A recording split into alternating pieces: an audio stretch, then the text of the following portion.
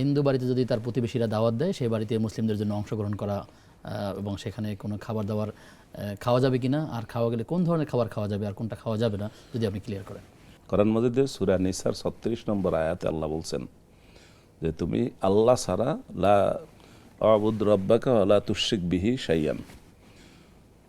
এরপরে বলছেন যে তুমি তোমার প্রতিবেশীর হক আদায় করো, ওয়াতে দাল কুরবা হাক্কাহু। সূরা নিসার ৩৬ নম্বর আয়াতে আছে, সূরা মানে আল ইসরা এটারও ২৪-২৫ নম্বর আয়াতে আছে। সেই দৃষ্টিতে তাফসিরের কিতাবে লেখে যে আপনার প্রতিবেশী তিন ধরনের ওই আয়াতের ভিত্তিতে। জি, একজন প্রতিবেশী তিনি অমুসলিম, তার সাথে আমার একটা সম্পর্ক, তিনি আমার প্রতিবেশী, তার প্রতি আমার অনেক দায়িত্ব আছে।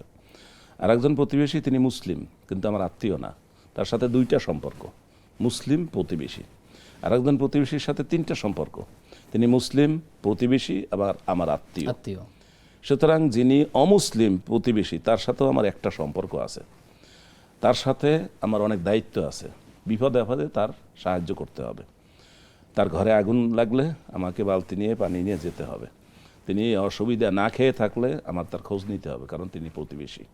সুতরাং তার এখন হিন্দু প্রতিবেশী প্রতিবেশী যে তার বিবাহে যে অনুষ্ঠানে দাওয়াত দিল, তার বিবাহের অনুষ্ঠান বা কিছুতে, সেখানে যেই বিষয়গুলো শিরকের সাথে জড়িত না সেই বিষয়গুলো আপনি অনুসরণ করতে পারেন, তার দাওয়াতে যেতে পারেন, এবং সেখানে যদি সে এমন কিছু দেয় যেটা হারামের সাথে জড়িত না, সেটা আপনি খেতে পারেন। যেমন খাবার দিল মিষ্টি বা মুড়ি ভাত ইত্যাদি, সেটার মধ্যে হারাম হওয়ার কিছু নাই। কিন্তু আপনাকে যদি ছাগলের গোশত দেয় সেটা আপনি খেতে পারবেন না, মুরগির গোশত দিলে খেতে পারেন, কারণ সেটা তো সে মুসলিম রীতি জবাই হয়নি।